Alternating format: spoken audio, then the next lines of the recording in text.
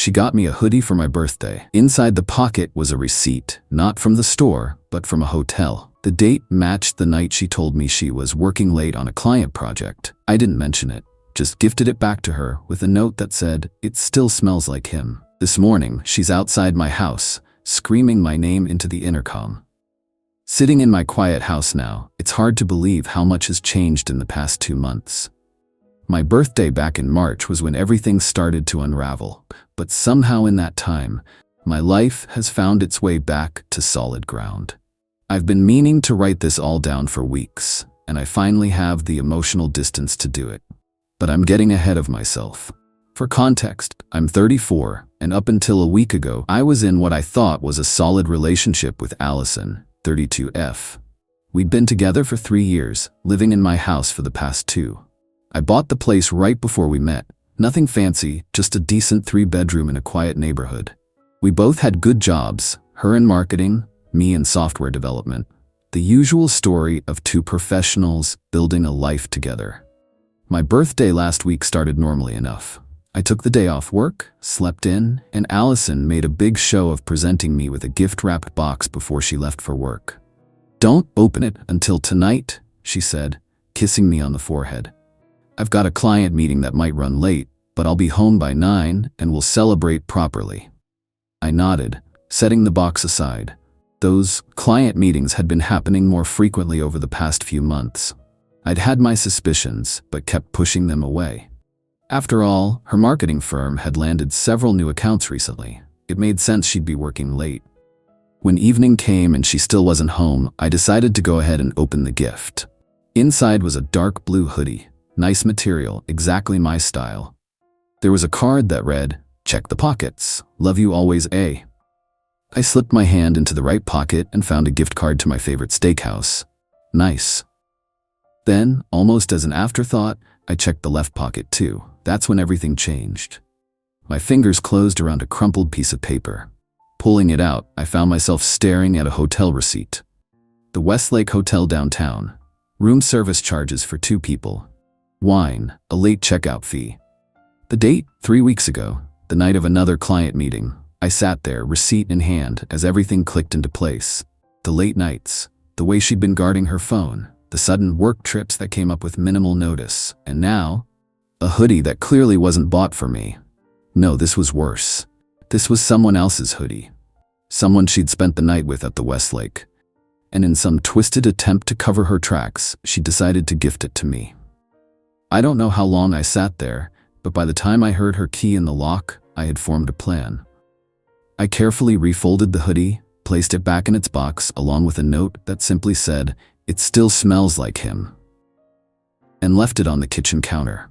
Then I went upstairs, locked the bedroom door, and turned off my phone. I heard her come in, heard her call my name.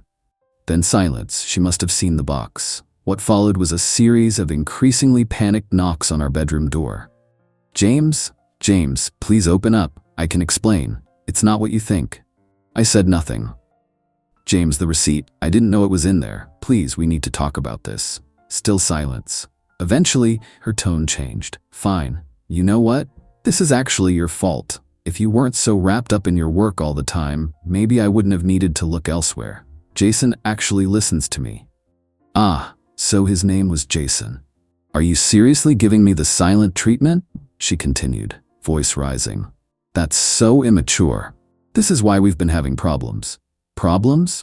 This was the first I'd heard of any problems. When I still didn't respond, she started banging on the door. "Open this door right now. This is my house too." That's when I finally spoke. "You have until morning to pack your things and leave. Since it's my name on the deed, my house and my mortgage, I suggest you start now. You can't be serious. Deadly serious. Be gone by morning." I expected tears, pleading, more manipulation.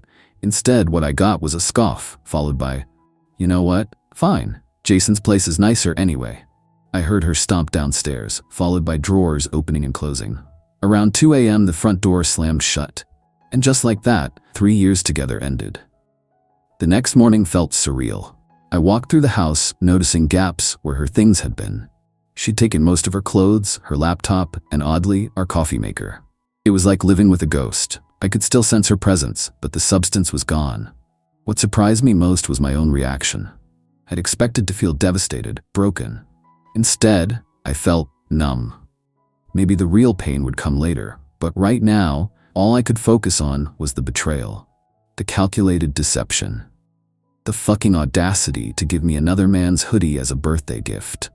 I called in sick to work and spent the day changing the locks and security codes. Then I poured myself a drink and started going through our shared cloud storage, downloading anything that was mine and deleting my access. That's when I noticed a folder I didn't recognize. Inside were photos. Dozens of them. Allison and a man I didn't recognize. Tall, dark-haired, smug smile. Jason, presumably. The timestamps went back 6 months. 6 fucking months. Hundreds of nights sleeping beside me while living a double life. Something inside me snapped. The numbness evaporated, replaced by a burning rage I'd never experienced before. I wanted her to hurt. I wanted her to lose everything, just like I had. A week passed. I threw myself into work, telling colleagues Allison and I had split, but offering no details. Then came the Instagram post that sent me spiraling again. There they were. Allison and Jason, standing in front of what looked like an expensive high-rise apartment. The caption, "New chapter, new home. Blessed." They looked happy, radiant even. Like their relationship wasn't built on lies and betrayal. Like she hadn't destroyed someone in the process of finding her happiness. I couldn't take it. That night, I did something I'm not proud of. I started digging into Jason's life online. I told myself it was closure, but deep down, I knew I was looking for ammunition. What I found surprised me. Jason Henderson, 38, finance executive. Seemed successful enough. But digging deeper through mutual connections and some careful social media searches, I discovered something interesting. Jason wasn't just Allison's dirty little secret. He was in the middle of divorce proceedings himself. Had been for the past year. His soon-to-be ex-wife Vanessa was claiming financial misconduct and asking for significant alimony. Jason was fighting it tooth and nail, claiming they'd been effectively separated for years despite living under the same roof until recently.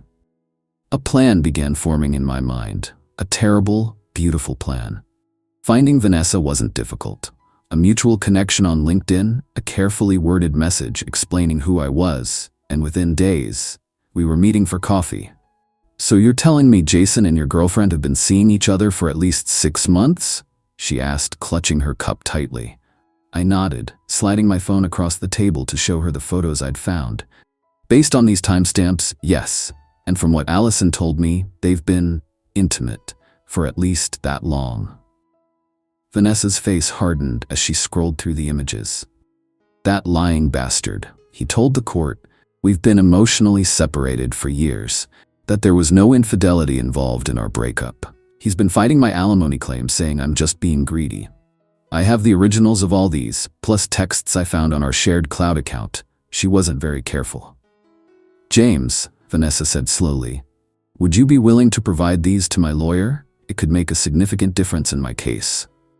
I took a sip of my coffee. I'd be happy to. The next 6 weeks passed in a blur. I provided Vanessa's lawyer with everything I had. Timestamps, photos, location data from our shared cloud that placed Allison at Jason's previous apartment multiple times while he was still living with Vanessa. Text messages between them discussing their plan to eventually go public. Vanessa kept me updated on the case progress. Apparently, Jason had been claiming in mediation and preliminary hearings that their marriage had been effectively over for years, despite continuing to live together for financial convenience. He'd been using this argument to fight against Vanessa's claims for alimony and a larger settlement. When Vanessa's lawyer presented the evidence of his ongoing affair during their negotiation meetings, Jason's claims of an amicable natural drifting apart crumbled. His lawyer immediately requested a recess, and within days, they were back with a completely different approach. The final settlement was significantly higher than what would have been offered originally, including substantial alimony and a much larger portion of their joint assets. In states where infidelity can impact divorce settlements, evidence like what I provided can be devastating. I'd like to say I didn't feel satisfaction when I heard the news, but that would be a lie. I felt vindicated. Not whole, not healed, but like some cosmic balance had been restored. What I didn't expect was what happened next. It was a Tuesday evening when my doorbell started ringing incessantly. When I checked the security camera, I saw Allison standing there, mascara running down her face. I opened my front window instead of the door. "What do you want?" "He left me," she sobbed. "Jason kicked me out, said I was too much trouble, that I cost him everything in his divorce. I have nowhere to go, James. Please." I stared down at her, feeling nothing but a distant pity. "That sounds like a personal problem." "Don't be like that. We were together for 3 years. You can't just throw that away." I laughed, actually laughed. "That's rich coming from you. Wasn't it you who threw it away for 6 months of hotel rooms and lies?" "I made a mistake," she wailed, pressing the intercom button repeatedly now. "Everyone makes mistakes. You can't tell me you've never messed up." There's a difference between messing up and systematically deceiving someone who trusted you. There's a difference between a mistake and giving your boyfriend another man's used clothing as a birthday gift. Her sobs grew louder. "Please, James, I have nowhere else to go. My parents live across the country and all our friends have taken your side." Again, sounds like a personal problem. That's when her tone changed, just like it had that night. The tears dried up instantly. "You know what? I bet you had something to do with this. With Jason's divorce, did you contact his ex-wife? Is that what happened?" I said nothing, which was answer enough. "You vindictive asshole," she screamed into the intercom. "You ruined my life because you couldn't handle being dumped. This is why I left you for Jason. You're pathetic and petty and—" "Actually," I interrupted, "I simply provided the truth to someone who deserved to know it. Jason ruined his own life by cheating on his wife. You ruined your life by choosing to be with a married man, and then trying to cover your tracks with the world's most thoughtless birthday gift. So you admit it, you did talk to Vanessa." "Of course I did. We had quite a lot in common, as it turns out, both betrayed by people we trusted." She was screaming incoherently now, attracting attention from neighbors. I saw Mrs. Patterson across the street peeking through her curtains. "You need to leave now, Allison," I said calmly, "before I call the police about the disturbed woman harassing me at my home." "This isn't over," she spat.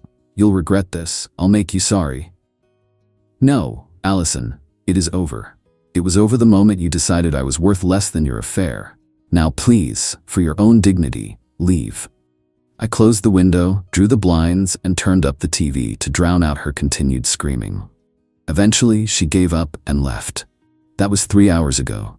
My phone has been buzzing non-stop with texts alternating between vicious accusations and desperate pleas. I've blocked her number now. I'm not proud of what I did. Revenge doesn't heal the wound of betrayal. But watching her reap what she sowed, knowing that her perfect new chapter imploded because of the same dishonesty that destroyed our relationship, I can't pretend it doesn't feel like justice. The hoodie, by the way, is sitting in a donation bin across town. I hope whoever gets it next has better luck than I did. Update, 1 week later. I didn't expect this post to blow up like it did. Thanks for all the supportive comments. A lot has happened since I posted last week, so I figure I owe you an update. First, Allison didn't give up after I closed the blinds. She came back around midnight, clearly drunk, and started throwing pebbles at my window like we were in some twisted rom-com. I ignored her until she escalated to actual rocks, at which point I called the police. They escorted her away with a warning about trespassing and property damage. My front window now has a lovely spiderweb crack to remember her by. Second, I've received messages from mutual friends filling me in on what happened with Jason. Apparently, the divorce settlement was so substantial that he had to sell his fancy apartment, the one from the Instagram post, and downsize dramatically. He blamed Allison for ruining everything and kicked her out with basically no notice. Third, and this is the part that's giving me mixed feelings, Vanessa reached out. We've been talking regularly since the court case concluded. Nothing romantic, just two people processing similar betrayals. It's been surprisingly helpful. She's actually the one who encouraged me to post here, said writing it all out might help me make sense of everything. As for me, I'm doing better than expected. The house feels emptier, but also somehow cleaner. Like the air itself is lighter without the weight of lies hanging in it. To those asking if I regret what I did, no. Providing evidence of an affair to someone who was being deceived isn't revenge, it's justice. Jason and Allison both made their choices, knowing the potential consequences. All I did was make sure those consequences found them. I haven't completely processed everything yet, but I'm getting there day by day. If there's a lesson in all this, I suppose it's that the truth always surfaces eventually. Sometimes all it needs is a little help.